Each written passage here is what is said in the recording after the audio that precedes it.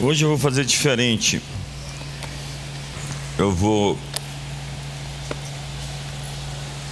não ler o texto, porque é um texto longo, e durante a mensagem eu vou com você seguindo o texto na tela e na sua Bíblia. Seria bom que você deixasse a sua Bíblia todo o tempo aberta no Salmo 18. Esse Salmo número 18 dá para fazer um discipulado profundo. Ele realmente é incrível, um dos meus salmos preferidos. Hoje é o 51º salmo que eu ministro. Eu tenho falado dos salmos todo ano, e agora que eu cheguei em um texto do salmo, dá para pregar aí mais alguns anos. E o Salmo 19 dá para pregar uma semana inteira, ou uma vigília. Quantos querem vir para a vigília do Salmo 119? E por causa da extensão do salmo, eu também não vou ministrar verso por verso. Vou ministrar por blocos, por temas. Então vamos lá. Salmo 18 diz: eu te amo, ó Senhor, força minha. Então começamos com um relacionamento antes da vitória, antes da conquista. Há muitos cristãos que trocam isso, e Jesus não tem problema de mostrar para você o seu poder e a sua glória. Mas fica muito difícil quando você trata Deus e a igreja como um supermercado, onde você só aparece quando precisa de algo, ou você faz de Deus alguém utilitário. Você só busca Deus quando tem prova, quando tem luta. E não é à toa que alguns vivem em luta, porque essa é a maneira deles viverem buscando a Deus, porque eles não têm uma relação de amor, de afeto, de adoração, mas uma relação utilitária. 2026 é o ano para você tirar 3 dias de jejum só com água, ou 7 dias de jejum, ou 10 dias, ou 21 dias. É um tempo para você buscar a Deus enquanto se pode achar, invocá-lo enquanto está perto. Nós sonhamos com uma igreja apostólica, profética, que busca a Deus de verdade e não na superficialidade. Muitos cristãos vão morrer na margem da espiritualidade, na marginalidade de uma experiência com Deus. Eles não têm o punch de uma busca incessante, como nós vemos nos salmos. Desafio você a se espelhar nos salmistas, especialmente o salmista mor, que é Davi. É incrível a busca desse homem pelo coração de Deus. E ele começa esse salmo dizendo: eu te amo, ó Senhor, força minha. Davi não começa declarando o que Deus fez, mas como ele se sente em relação a Deus. O salmo começa no íntimo antes de ir ao épico. Amor precede poder. Eu te amo, ó Senhor, força minha. E no hebraico a palavra usada, ra'am, é a única vez que esse verbo aparece diretamente dirigido a Deus nos salmos, que é o significado de uma compaixão visceral, das entranhas, um afeto profundo, entranhado. Eu te amo, Senhor, força minha, ensina que a vitória começa na afeição, no relacionamento, e não na conquista. Antes de Deus ser fortaleza, Ele é amado, celebrado, admirado, adorado. A força, nossa força, nasce da intimidade. Como diz o Bill Johnson, intimidade com Deus é a minha força. Nesse ambiente da presença, eu sou ativado, eu sou acordado. Há coisas que se despertam dentro de mim que remontam a aquilo que eu fui chamado para fazer, para realizar. É incrível como a presença de Deus nos acorda. E a intimidade de Deus vem da fome. Davi disse no Salmo 42: como suspira a corça, e a corça vai aparecer de novo nesse Salmo 18, pelas correntes das águas, assim por ti, ó Deus, suspira a minha alma. A minha alma tem sede de Deus, do Deus vivo. Quando irei e me verei perante a face de Deus? Ele tem uma expectativa de se encontrar como alguém apaixonado. Você lembra quando você estava apaixonado pela sua esposa? ou pelo seu marido? Você lembra como era o encontro, a expectativa que você tinha? E por que nós não temos mais fome de Deus? No livro de Apocalipse nós temos a igreja de Laodiceia. Ela está farta, abastada, e ela é indiferente, satisfeita com o mundano, farta dos cuidados, dos prazeres da vida, sobrecarregada de paixões. É quando as coisas de Deus são parte da vida e não a paixão que motiva a vida. Nós precisamos virar isso. Deus não pode ser um adereço. Deus não pode ser alguma coisa que eu uso quando preciso. Deus tem que ser o centro da nossa existência. Há pessoas que, mesmo tendo confessado Jesus como Senhor, permanecem secularizadas. O que alimenta você, o que lhe deixa satisfeito. Há muitas pessoas que perderam o desejo de Deus e entregaram seus apetites àquilo que não satisfaz, aquilo que passa. O que você tem anseio, desejo? Qual é a sua paixão? Há muita gente se alimentando de esportes, filmes, fofocas, Hollywood. E cada coisa tem o seu espaço, menos a fofoca, tá? Qual é o conteúdo das suas conversas?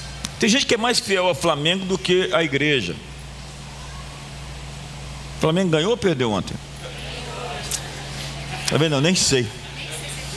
Eu desconfiei porque tinha umas bandeiras ali na rua. Eu falei, deve ter ganhado, porque se não tivesse ganhado, as bandeiras não apareciam. Some, né? O nosso negócio é que Deus nunca perdeu.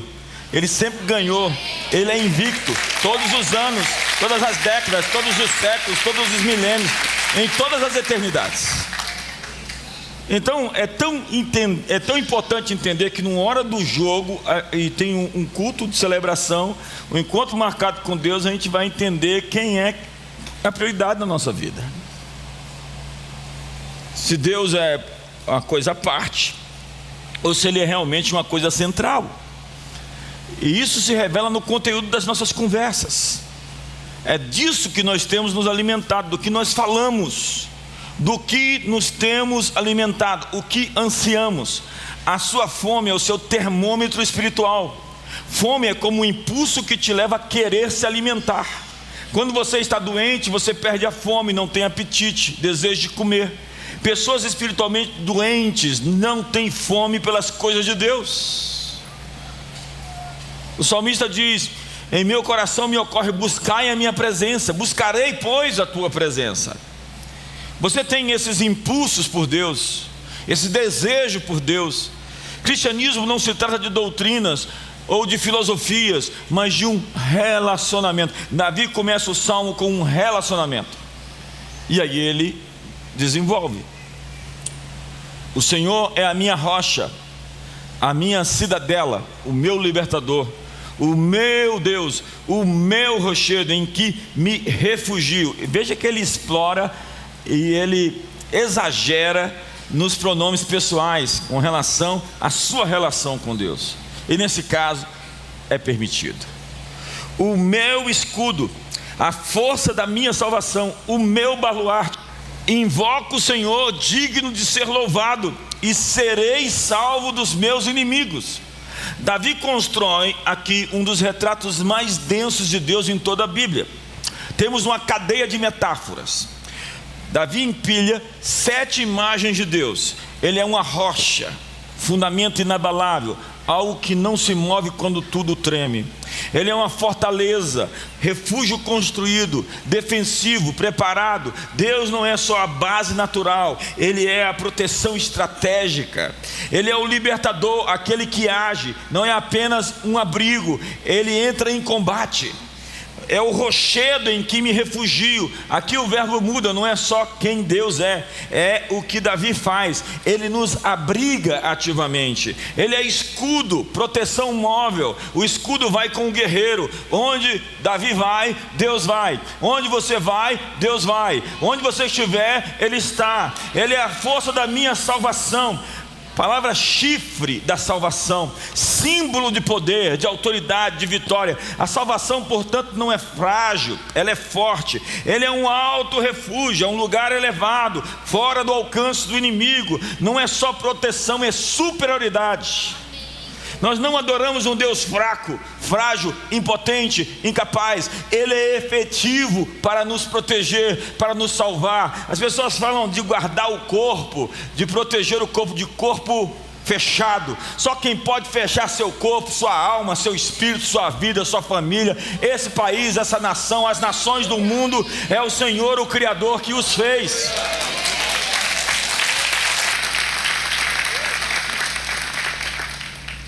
Os rabinos diziam: Davi cercou Deus de nomes porque o perigo cercava por todos os lados. Você já se sentiu assim? Perigo por todo lado?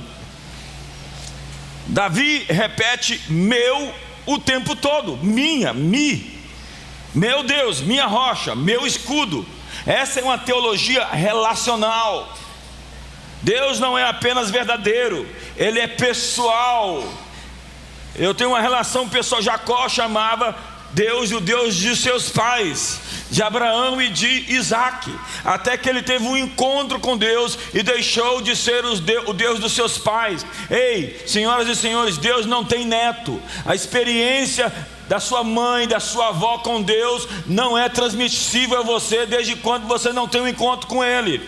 Jacó começou a chamar Deus de seu Deus quando ele passou pelo Val do Jaboque.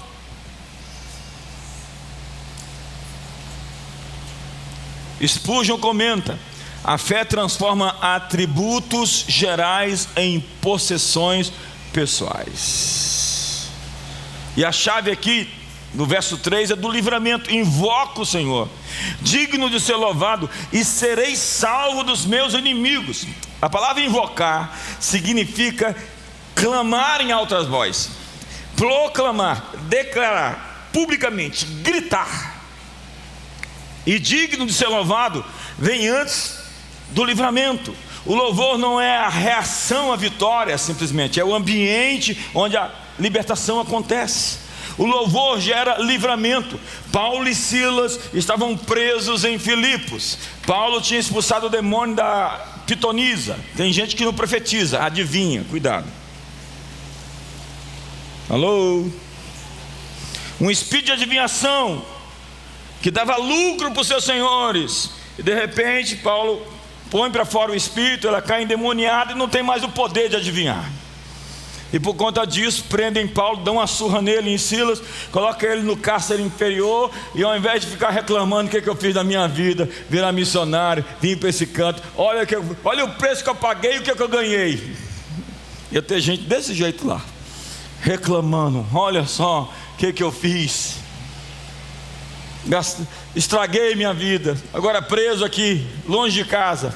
Não, eles começam a adorar. Eu louvarei meu Deus, eu louvarei meu Deus. Não sei o que será do amanhã, nem que futuro tem, mas eu louvarei meu Deus.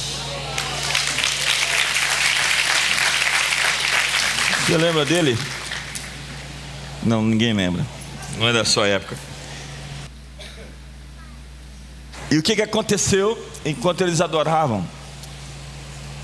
O cárcere tremeu, as algemas caíram, as portas se abriram. O carcereiro mor ia se matar, dizendo: agora eu estou perdido. E aí Paulo interrompe e diz: ei, não se mate, não faça mal a você. E ele diz: o que eu devo fazer? Crê no Senhor Jesus e será salvo, tu e a tua casa. Uma libertação. O cárcere se abriu porque o louvor abre as portas das prisões.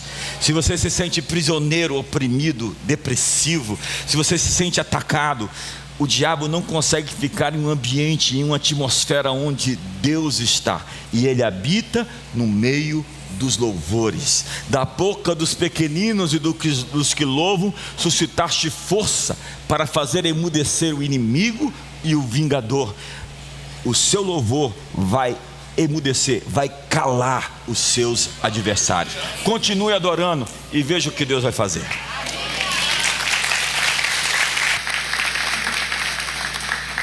Verso 4 diz assim: laços de morte me cercaram, torrentes de impiedade me impuseram terror, cadeias infernais me cingiram e tramas de morte me surpreenderam. Na minha angústia invoquei o Senhor, gritei por socorro ao meu Deus, e Ele do seu templo ouviu a minha voz, e o meu clamor lhe penetrou os ouvidos. A linguagem aqui é existencial. Davi não descreve apenas risco físico, ele descreve uma experiência de quase morte em todos os níveis. A palavra cordas, em hebraico é evel, que também significa dores de parto. As suas cordas, suas prisões, suas opressões podem ser dores de nascimento. Para Davi, aquilo que parecia prender para matar, Deus transformou em passagem para nascer algo novo. Empurra o irmão do seu lado e fala: vai nascer algo novo. Ei, você acha que as dores de parto estão pior no Brasil? É porque o filho está para nascer. Antes de nascer o filho, normalmente as dores pioram. Essa sua expressão física, corporal, não está me empolgando. A morte tentou gerar um fim e Deus gerou continuidade. Os rabinos dizem: o mesmo evel, as mesmas cordas que amarram também podem trazer a luz. Em torrentes de impiedade, Davi usa a palavra Belial. Impiedade é Belial, e Belial não é apenas uma maldade ou uma impiedade comum, é caos moral, perversidade organizada, forças que tentam nos arrastar. Torrentes de impiedade carregam a imagem de uma enchente repentina. Não é um ataque frontal, mas algo que tenta levar você embora, te arrastar. Muitos se sentem assim, sendo arrastados. Assim, muitos retrocessos vêm por arrastamento, como que um empurrão das trevas, as trevas te empurrando para trás. É o inimigo tentando te mover, te fazer retroceder, fazer você recuar, lhe afastar do lugar do seu propósito, do seu avanço, e promover um atraso na sua jornada. Mas a Bíblia diz: temerão, pois, o nome do Senhor desde o poente, e a sua glória desde o nascente do sol. Pois virá como torrente impetuosa, impelida pelo Espírito do Senhor. Cadeias infernais me cingiram, e tramas de morte me surpreenderam. O termo é cordas do Seol, que não é apenas morte física, é às vezes a morte em vida. Você conhece casos assim? Morreu aos 20, foi enterrado aos 80. Você conhece casos assim, de pessoas que não estão vivendo, estão apenas existindo? Você conhece casos assim, de pessoas que meio que desistiram de apostar no futuro, de sonhar, de investir, de mergulhar mais fundo, e estão apenas administrando a existência? Cordas do Seol é a ausência de futuro. Ausência de futuro. É o lugar onde a esperança parece acabar. Não é só o perigo que Davi enfrentava, era desespero mesmo. E desesperar é deixar de esperar. Há pessoas que perderam a esperança. Há muitos que estão reclamando essa semana do Brasil, perdendo a esperança. Eu vi até comentaristas que eu respeito perdendo a esperança. Eles não têm a fé que nós temos no Deus que age na hora mais escura da noite, no Deus que transforma todas as circunstâncias em favor daqueles que o amam, conforme disse Paulo. Os comentaristas judeus dizem que Sheol também é quando a pessoa, mesmo ainda viva, sente que o seu futuro foi arrancado. Eu sinto que eu estou falando com alguém aqui essa manhã. Alguém que sente que o futuro lhe foi tirado. O detalhe assustador é a expressão: laços infernais me surpreenderam. Temos aqui algo então inesperado, repentino, súbito, imprevisto. Mas se é surpresa para nós, para Deus nunca é. E nada pega ele desprevenido. Nada para ele é inesperado, repentino, súbito ou imprevisto. Ele tem um plano de contingência para cada situação. Ele tem um plano antes da queda. Ele tem um plano antes do inimigo se levantar. Ele tem um plano de um cordeiro morto antes da fundação do mundo. Antes que o homem comesse da árvore do jardim do bem e do mal, e com a mulher, a árvore do conhecimento do bem e do mal, ele, Adão e Eva, Deus já tinha um plano de redenção pronto para a sua execução. Deus está à frente dos seus problemas, Deus está à frente das suas crises. Ele já está trabalhando por você antes que as crises e os inimigos se levantem. Ele já armou você para vencer. Ele já lhe deu uma funda para derrubar o gigante. Ele já lhe deu uma queixada de jumento para matar uma multidão. Ele já te deu uma vara para abrir o mar. Deus já te deu as ferramentas que você precisa para vencer os inimigos que você ainda nem encontrou.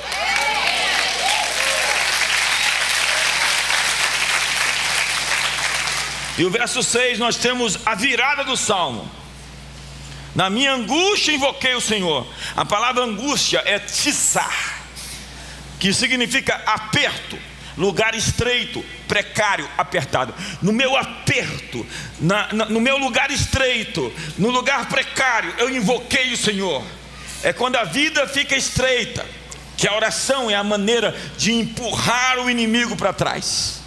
O verso anterior fala do inimigo te empurrando para trás. E agora, na angústia, eu clamei ao Senhor. E agora estou empurrando o inimigo para trás. Davi grita, protesta, clama alto, clama a Deus publicamente. Não é uma oração elegante, refinada, de quem quer se exibir. É uma oração desesperada. É uma oração ousada. Não é uma oração com impostação de voz, uma tentativa de impressionar. Não, é uma oração do tipo Bartimeu, que grita mais alto do que todos, e grita tão alto que Jesus ouve e fala: quem é esse sujeito que está gritando lá atrás? O que você quer?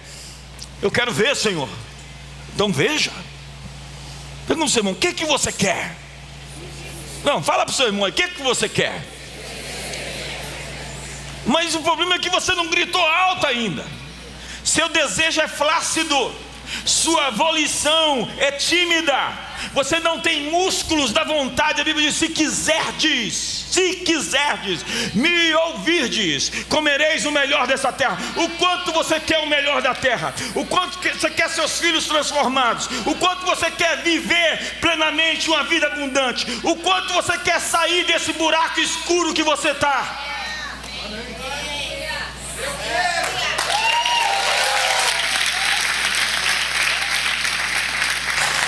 Conta-se que o reformador Martinho Lutero tinha uma personalidade intensa, emocional e combativa.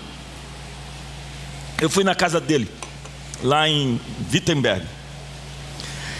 Lutero falava sozinho, dando comandos, ordens, discutia com o diabo em voz alta. Eu fui no castelo de Wartburgo, onde ele jogou o tinteiro na parede e disse: vai-te, Satanás, eu sou batizado.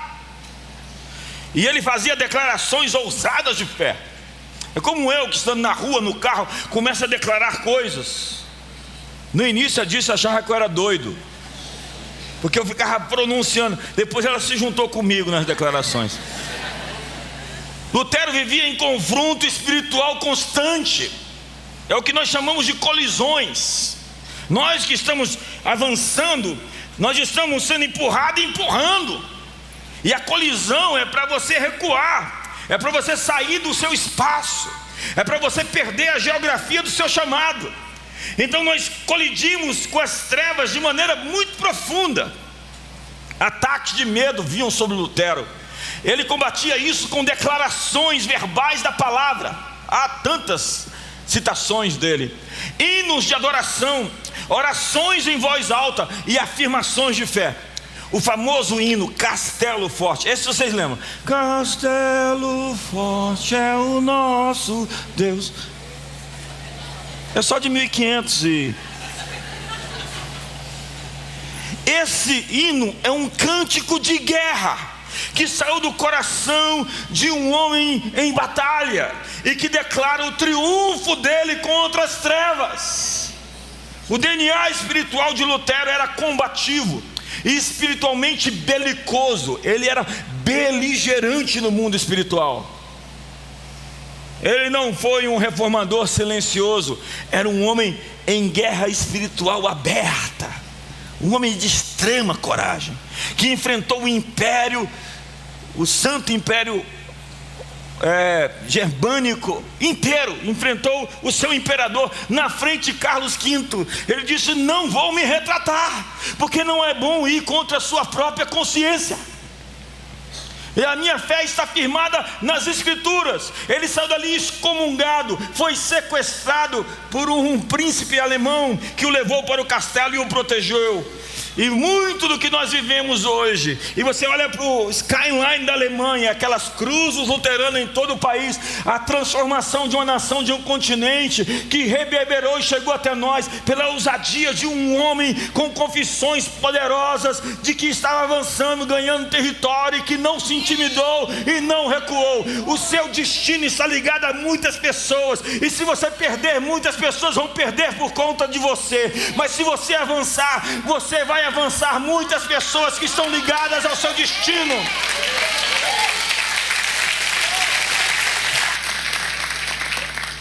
Lutero tinha um espírito de triunfo espiritual.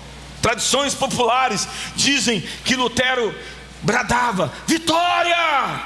Vitória! Quando ele sentia que havia vencido uma pressão espiritual, ele meio que saía gritando: vitória! Vitória! Olha lá o doido: vitória! Vitória! Amanhã de noite no seu trabalho: vitória! Vitória! Vitória!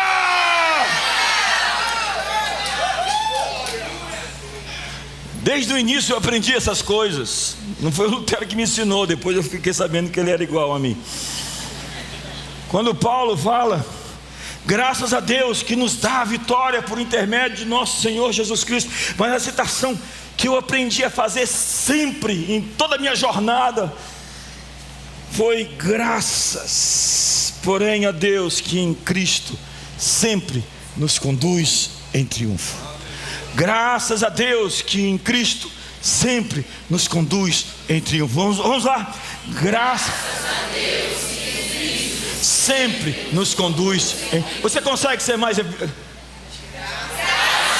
Deus em Cristo sempre nos conduz em triunfo. Vitória!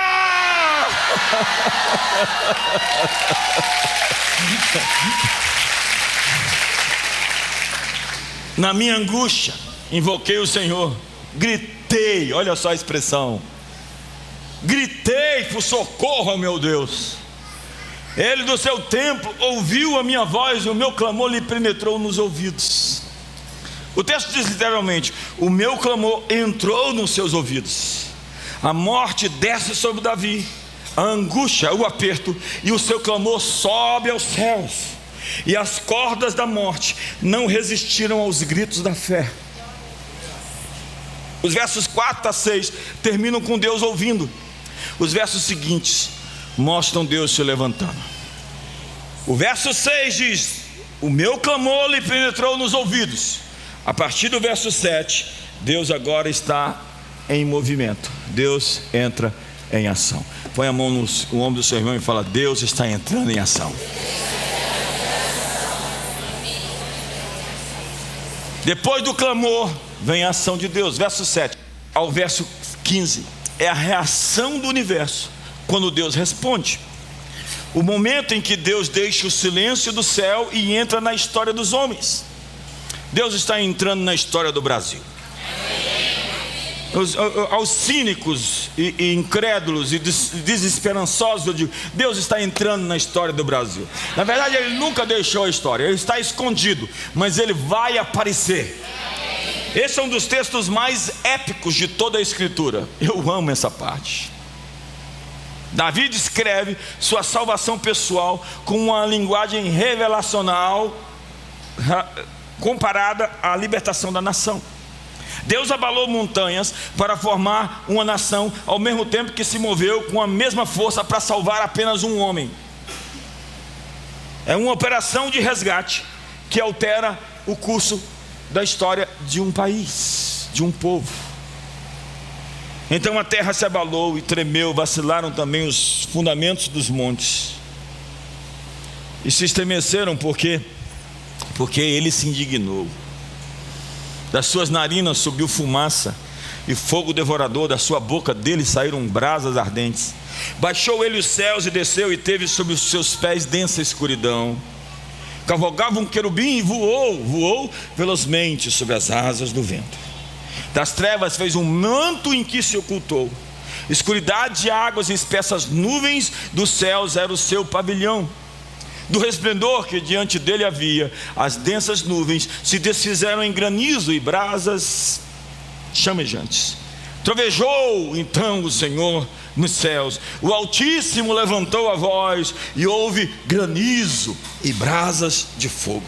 Despediu as suas setas e espalhou os meus inimigos, multiplicou os seus raios e os desbaratou. Então se viu o leito das águas, e se descobriram os fundamentos do mundo, pela tua repreensão, Senhor, pelo iroso resfogar das tuas narinas. Que texto, gente, que texto. Ele começa, porque ele se indignou, a terra se abalou e tremeu. A indignação de Deus não é explosão emocional, mas é o seu zelo pela aliança. Deus promete o que cumpre, e Deus está comprometido com aqueles que com Ele estão comprometidos. Se você está em um relacionamento com Ele, Ele está em um relacionamento com você. Se você tem aliança com Ele, Ele tem aliança com você. Os rabinos dizem: quando Deus se ira, não é porque perdeu o controle, mas porque alguém tocou no que Ele protege.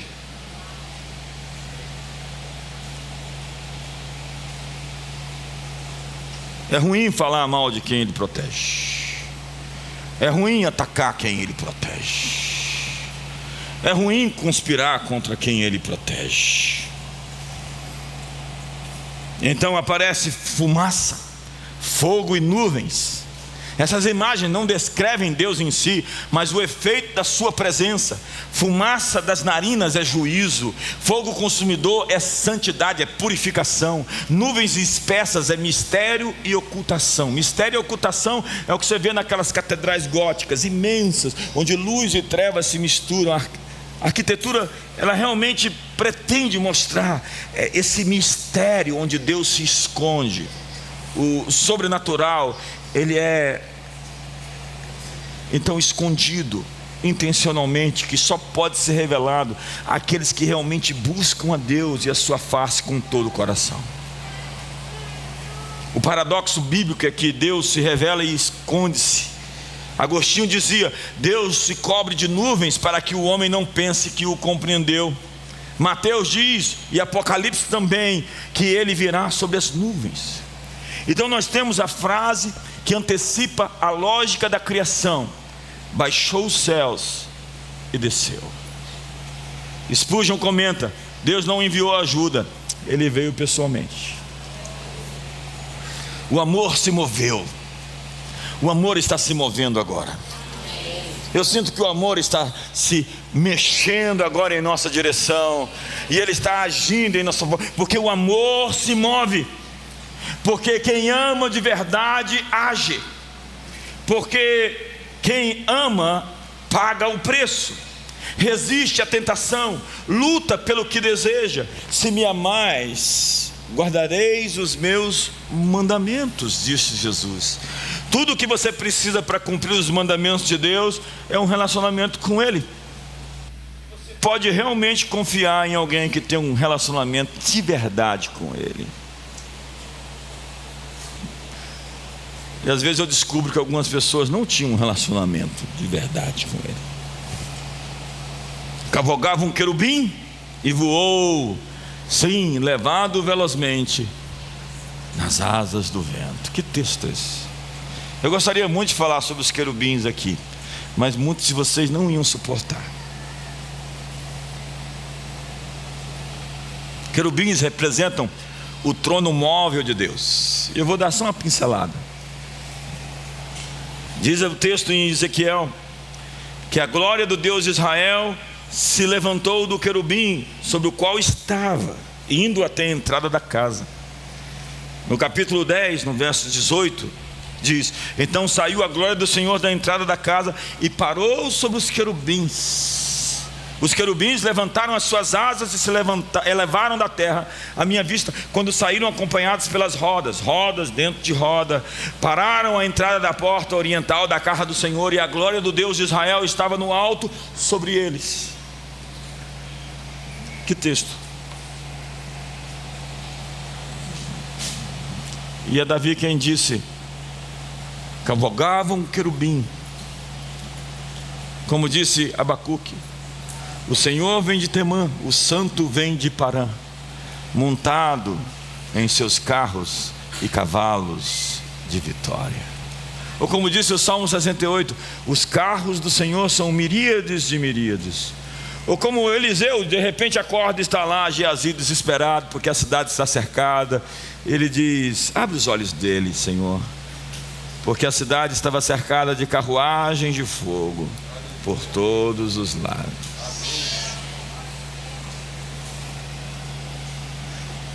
O vento mostra a natureza em movimento, apoiando o seu Criador, tudo em sincronia. E quando você anda com Deus, algo assim acontece. Você alcança um flow. As barreiras que o inimigo levanta não são capazes de te deter, porque você está no fluxo da promessa que Deus lhe chamou. Então nós temos aqui trovões, granizo, brasas. E as profundezas das águas se descobriram. E nos versos anteriores você vê Davi cercado, a morte ativa perseguindo o salmista, o caos em avanço, e agora o caos treme, a criação se curva, Deus governa. Davi descreve Deus como furioso em seu favor. Deus está indignado em seu amor. Seu amor selvagem está acordado, como uma metáfora bíblica da galinha que ajunta os pintinhos debaixo das suas asas. Pode a mãe que amamenta seu filho se esquecer dele? Se isso for possível, eu todavia jamais me esquecerei de ti, porque o amor de Deus é visceral. Ele é leal, como uma mãe que amamenta seu filho, como um pai que está disposto a proteger sua prole ao ponto de defendê-lo com o custo da sua própria vida. Deus defende aqueles que amam de uma maneira selvagem, e isso se traduz em socorro quando nós clamamos, como um bebê que chora, ué! E sua mãe corre para socorrê-lo. Eu vim essa manhã dizer a você: reencontre o seu choro. O seu choro está muito falso, está muito fake. Você precisa gritar, bradar. Ué!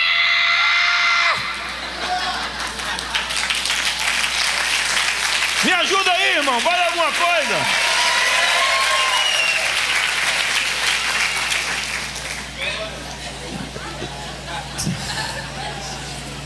Tem um pessoal que não quer borrar a maquiagem, que vem para o culto e não quer assim perder a pose. Irmão, você tem que escolher entre o milagre e a sua reputação. Sai desse sapato alto e vamos para cima, porque com o Senhor nós saltamos muralhas, com o Senhor nós desbaratamos exércitos. Põe essa boca cheia de batom no pó, porque ainda há esperança para você. No próximo bloco, Davi sai da linguagem cósmica e entra na interpretação espiritual do livramento. Eu queria trabalhar esse salmo verso por verso, mas vocês têm que almoçar e eu tenho que pregar daqui a pouco de novo. Olha só, dos versos 16 até o verso 24, é muito texto. Do alto me estendeu ele a mão e me tomou, tirou-me das muitas águas, livrou-me de forte inimigo e dos que me aborreciam, pois eram mais poderosos do que eu. Assaltaram-me no dia da minha calamidade, mas o Senhor me serviu de amparo. Trouxe-me para um lugar espaçoso, livrou-me porque Ele se agradou de mim. Retribuiu-me o Senhor segundo a minha justiça, recompensou-me conforme a pureza das minhas mãos. Pois tenho guardado os caminhos do Senhor e não me apartei perversamente do meu Deus. Porque todos os seus juízos me estão presentes e não afastei de mim os seus preceitos. Também fui íntegro para com ele e me guardei da iniquidade. Daí retribuir-me o Senhor segundo a minha justiça, conforme a pureza das minhas mãos na sua presença. É um homem seguro de si. É um homem com a autoestima boa. É um homem que se olha no espelho, dá uma piscada e sorri. É um homem com a consciência limpa. Veja essa imagem. Das alturas me estendeu a mão e me tocou, me tomou. Davi se vê como alguém salvo de um afogamento existencial. Alguns de nós estamos nos sentindo assim, perdendo o ar, o fôlego, em um lugar apertado, estreito, injustiçados. Alguns de nós se sentem sem futuro, arrastados pela vida. Mas quando Davi grita, Deus não observa de longe, Ele se torna o seu salva-vidas. Ele é a mão que nos puxa das águas profundas. Deus não apenas nos observa afundando, Ele nos resgata. Das alturas estendeu a mão e me tomou. Esse resgate aquático usa as palavras machá, que é a mesma palavra usada para Moisés, o tirado das águas. Antes de tirá-lo das águas, Deus conduziu o cesto onde Moisés se encontrava, onde gostaria que ele estivesse. Eu vim te dizer que Deus está levando o cesto da sua vida, meio em meio ao turbilhão e à tempestade. Deus está conduzindo esse país e essa nação a um plano, a um propósito, lá para o pier da casa da filha de Faraó. Deus está levando você para o endereço certo. No meio de todo esse vento, de todo esse vendaval, de toda essa luta e essa batalha que nós estamos enfrentando, o mistério da providência está em curso. Trouxe-me para um lugar espaçoso. Eu gosto disso porque eu sou espaçoso, né? Aqui aparece o antônimo do verso 6, tizar.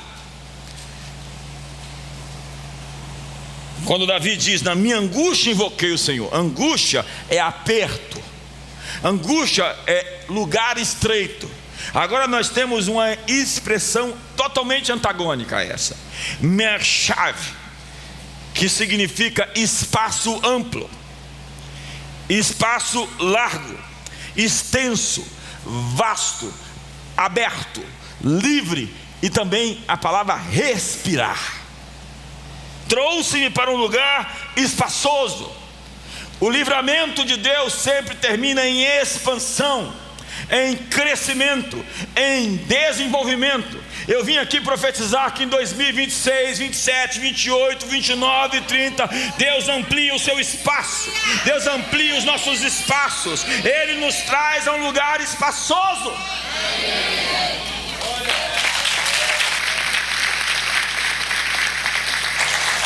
Você não sabe, mas nós pegamos agora o estacionamento lá de frente à Ípica Hall de 60 mil metros.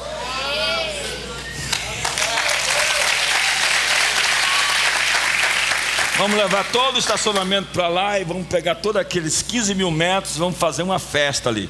Vou colocar uma tenda o ano que vem para 5 mil lugares lá, para a gente fazer uma super reunião e algumas conferências muito interessantes. O ano que vem promete, porque o Senhor alargou sobre o caminho o espaço para que os nossos pés possam trilhar uma jornada viva de poder e autoridade. Trouxe-me para um lugar espaçoso, livrou-me porque se agradou de mim. Porque se agradou de mim mostra que o motivo último é o relacionamento. Relacionamento. Você não tem uma religião, você tem um relacionamento. Então quando aquela sirigaita te cantar, você fala, eu estou num relacionamento com Deus. Quando a tentação bater na sua porta, você fala: eu estou num relacionamento, eu já sou comprometido, eu estou aliançado, eu tenho uma aliança, então eu não posso gastar minha energia com você nisso. E os versos 20 a 23 diz: segundo a minha justiça me recompensou. Davi não está falando de perfeccionismo moral, ele está falando da justiça da aliança, não é impecabilidade. O hebraico tsedek aqui aponta para a fidelidade relacional de um coração alinhado. Um coração alinhado. Tudo o que eu peço é um coração alinhado. Você sabe por que as coisas dão errado e dão para trás? Porque as coisas não funcionam, porque o coração e a frequência das pessoas está cheia de ruído, de erros, as motivações estão completamente erradas. Motivos errados. Tem gente que diz que está por Deus, mas está por conta própria. Tem gente que só quer seu nome e a sua glória. Pois tenho guardado os caminhos do Senhor e não me apartei perversamente do meu Deus. O verbo aqui é chamar, significa vigiar, proteger, guardar com cuidado. Davi diz que preservou a relação, mesmo na fuga, no ataque, mesmo sofrendo. Ele afirma: todos os seus juízos estavam diante de mim, diante dos meus olhos. A palavra é que a obediência dele era uma contemplação dos mandamentos. Ele via os mandamentos, ele enxergava o propósito. A palavra diante dos olhos é a obediência de uma contemplação contínua. Os rabinos comentam: Deus responde não ao homem sem falhas, mas ao homem sem duplicidade. Deus perdoa um Pedro, porque ele é Pedro, mas é complicado um Judas, dissimulado, falso, com coisas escondidas. Tudo é uma questão de coerência interior. Fui íntegro para com ele, ele disse. A palavra íntegro, tamim. Fui inteiro, sem fissuras, sem dissimulação. Integridade não é ausência de pecado, é ausência de hipocrisia. Integridade é quando Deus encontra em você a mesma pessoa em público e a mesma pessoa em secreto. A justiça que move Deus não é perfeição, é fidelidade. Também fui íntegro para com ele e me guardei da iniquidade, diz o texto. Observe a expressão iniquidade. Na Bíblia você encontra pecado, iniquidade e transgressão. São três coisas diferentes. Iniquidade é a tortuosidade que o pecado causa na vida de quem o cometeu. Então é o efeito. Eu visito a iniquidade dos pais nos filhos até a terceira e quarta geração. A iniquidade é o resíduo, é a torção, é a deformação que o pecado causa. E Davi disse: me guardei da iniquidade. Ele está dizendo: conheço meus pontos fracos. E maturidade é saber onde você é vulnerável e vigiar ali. Tem coisa que você não enfrenta, senhorita, senhora ou senhor, senhorito, varões e varetas. Tem coisa que você simplesmente foge. Porque se o José tivesse ficado para conversar com a esposa de Potifar, a história teria sido outra. Ele viu que não dava para ficar e fugiu. Fugir não é covardia, é conhecer os seus limites. E diz a Bíblia: fugir da prostituição, fugir da idolatria, resistir ao diabo. O diabo você enfrenta, você mesmo você não se enfrenta. Quantos estão comigo? Amém. 24, por isso o Senhor me recompensou. Esse verso fecha o bloco com relacionamento, alinhamento e resposta divina. Deus honra quem guarda a aliança. Deus não te tira das águas para te deixar no raso, Ele te leva para o espaço amplo. No próximo bloco, Davi transforma a sua experiência em princípio universal sobre como Deus trata os homens. Davi formula leis espirituais do relacionamento entre Deus e o homem. O salmo se torna então teologia aplicada, porque toda teologia tem que ser aplicada, porque senão é mera informação. Então hoje você está recebendo informações que tem que se traduzir em um plano de ação. Diga comigo, plano de ação. Plano de ação é quais as decisões que eu vou fazer a partir daqui. Verso 25. Para com o benigno, benigno te mostra. Há uma correspondência entre o que você tem no coração e o que Deus vai ser por você. Com o íntegro também, íntegro. Com o puro, puro te mostras. Com o perverso, inflexível. A relação mudou. Porque tu salvas o povo humilde, mas os olhos altivos tu os abates. Porque fazes resplandecer a minha lâmpada. O Senhor, meu Deus, derrama luz nas minhas trevas. Pois contigo desbarato exércitos. Com o meu Deus eu salto muralhas. O caminho de Deus é perfeito, a palavra de Deus é provada. A palavra do Senhor é provada. Ele é escudo para todos os que nele se refugiam. Então Deus se revela conforme o coração. Versos 25 a 27, com misericordioso te mostras misericordioso. Temos aqui um princípio de correspondência relacional. Deus não muda de caráter, mas a forma como Ele é experimentado muda conforme a postura de cada um de nós. Deus se revela conforme a fé ou a descrença. Deus não muda a sua natureza, mas muda a forma como é percebido. O texto diz que Ele se mostra astuto e inflexível com o perverso, porque Deus não se deixa manipular. O tortuoso vai encontrar resistência, não porque Deus seja duro, mas porque o coração fechado cria atrito com a verdade. Ele dá graça aos humildes e resiste aos soberbos. Algumas pessoas nos procuram e dizem: ore por mim porque eu estou sendo resistido pelo diabo.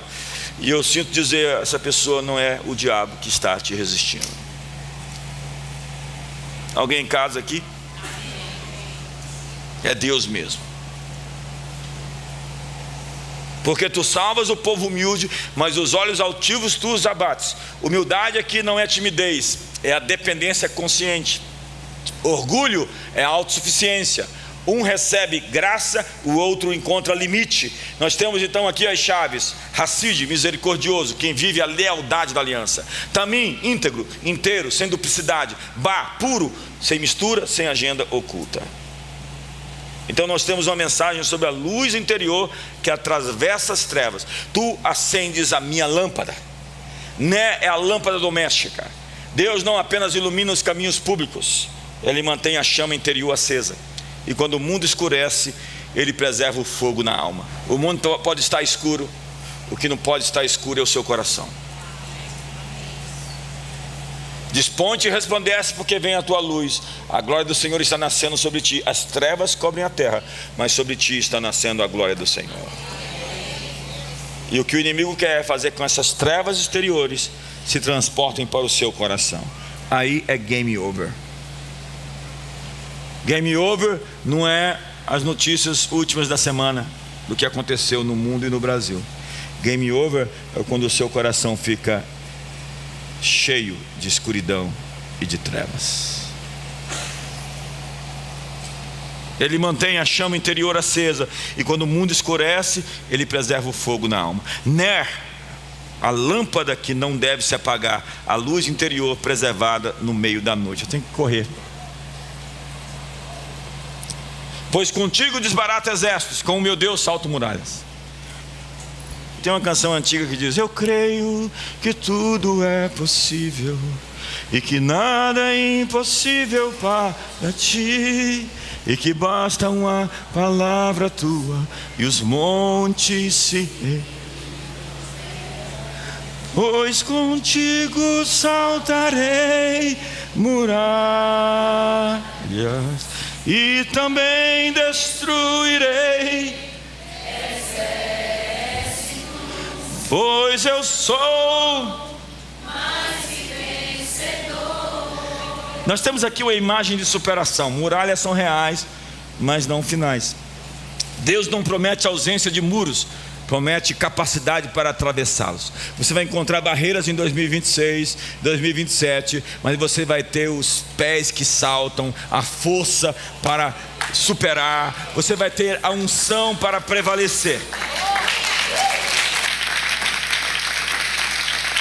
Fé não é a fuga da realidade, é a capacitação para dobrar a realidade. No verso 30, nós temos a perfeição do caminho de Deus. O caminho de Deus é perfeito, a palavra do Senhor é provada, ele é escudo para todos os que nele se refugiam. A palavra também reaparece. O caminho de Deus é inteiro, o caminho de Deus é coerente, o caminho de Deus é sem fissuras. O caminho de Deus é perfeito mesmo quando tudo parece estreito. Mesmo quando não entendemos o percurso, não há erro na condução. A palavra do Senhor é provada, significa refinada no fogo, porque as promessas de Deus passam pela fornalha e elas permanecem. As promessas de Deus passam pelo fogo e prevalecem. Ele é escudo para todos os que nele confiam. Todos, veja. Não é um privilégio de Davi, é um princípio acessível a qualquer um que confia. Tudo tem relação à coerência com a sua aliança. Você é uma pessoa de aliança? Eu sempre procuro pessoas de aliança, porque Deus ama a ideia de alianças em todos os níveis. Deus ama a ideia de um marido fiel, de uma esposa fiel. Deus ama a ideia de um amigo fiel, de uma amiga fiel. Deus ama a ideia de pessoas leais à igreja local. Deus ama a ideia de pessoas leais à sua liderança. Deus honra todos os aspectos da aliança. Você é fiel a Deus quando é fiel aos seus relacionamentos. Então, não acredite que você pode ser fiel a Deus sendo infiel a qualquer promessa que você faz, aos seus sócios. Você pode ver como as pessoas são leais quando elas são leais umas às outras. Quantos estão comigo aqui hoje? Digo de honra entre todos seja o matrimônio, bem como o leito sem mácula, porque Deus julgará os impuros e adúlteros. Mas vós tendes desviado do caminho e por vossa instrução tendes feito tropeçar a muitos, violaste a aliança de Levi, diz o Senhor dos Exércitos. E o texto vai seguir no capítulo 2. É incrível como Deus está falando de alianças que foram quebradas e que Deus diz: eu sou contra ti. É assim que ele diz no verso 14. E perguntais por quê? Porque o Senhor foi testemunha da aliança entre ti e a mulher da tua mocidade, mas a qual tu fostes desleal, sendo ela a tua companheira e a mulher da tua aliança. Deus ama a ideia de alianças. Deus ama a ideia de pessoas fiéis e leais. Verso 31 a 45, não vai dar para pregar. E estava bom essa parte aqui. Quem é Deus senão o Senhor? Agilidade espiritual. Ele adestrou minhas mãos para o combate. Alargaste os meus passos. Alargaste os meus passos. Meu Deus, persegui os meus inimigos e os alcancei. Que texto esse? Vai ler em casa, não vai? Vai ou não vai? É a finalização do conflito. O mal não é tolerado indefinidamente. Deus entregou todos os inimigos de Davi nas suas mãos. Eu fico pensando, que homem é esse que Deus fala? Olha o que diz lá no Salmo 89. Salmo 89, achei Davi. É tipo assim, eureka, encontrei o que eu precisava. Encontrei Davi, meu servo, com meu santo óleo ungi, a minha mão será firme com ele, o meu braço o fortalecerá, o inimigo jamais o surpreenderá, nem há de afligir o filho da perversidade. Esmagarei diante dele os seus adversários e ferirei os que o odeiam. A minha fidelidade e a minha bondade o hão de acompanhar e em meu nome crescerá o seu poder. Que sujeito é esse? O que esse menino carregava para chamar tanta atenção de Deus assim? Vai ler os Salmos e descobrir o coração desse homem. Vai lá e assiste as 50 mensagens que eu tenho lá no YouTube sobre os Salmos, e você vai ver que menino é esse que chama a atenção de Deus, e é o único chamado no Novo Testamento como um homem segundo o coração de Deus. Você tira a radiografia dele e acha um homem segundo o coração de Deus. Estrangeiros me sujeitaram. Davi governa sem se perder. Tão difícil, sujeito a assumir autoridade, posições altas e não se entortar. O que eu tenho visto em Brasília sobre isso é incrível. Quando pessoas prosperam, pessoas que nós pomos as mãos, chegaram aqui quebradas, de repente começa a prosperar e começa a se achar. Gente que nós comissionamos e de repente perde a ternura, a doçura, muda a atitude. Antes era prestação de contas, antes era quebrantamento, agora é soberba. E a soberba é a marca da condenação de Satanás. E aí o salmo termina: vive o Senhor, Ele é a rocha eterna, Ele é a rocha viva. Tu me livraste do homem violento, por isso te louvarei entre as nações. A fé de Davi é testemunhal, é louvor público como missão. Quem foi salvo por Deus não pode se manter em silêncio. Esse verso é citado por Paulo em Romanos 15, apontando para o Messias. O salmo, como toda a Bíblia, para além de Davi, para o Messias. A vitória aponta para o reino de Deus. E o verso 50, para terminar, é o fechamento messiânico. Ele quem dá grandes vitórias ao seu rei e usa de misericórdia para com o seu ungido. Aqui nós temos a palavra Mashiach, Messias, o ungido. O salmo termina com a linhagem, legado e o futuro com a promessa: a Davi e a sua descendência para sempre. O salmo começa no amor pessoal, no relacionamento, e termina com a aliança eterna. Do coração ao reino, do indivíduo à história da redenção. A abertura: eu te amo, Senhor. O fechamento é: o Senhor vive, a rocha viva. Começa na intimidade, termina na eternidade. Começa no clamor, termina no testemunho. Deus não livra apenas para proteger, Ele livra para revelar quem Ele é através de você. As pessoas vão conhecer Deus através do seu testemunho, através da sua história, através da sua vitória.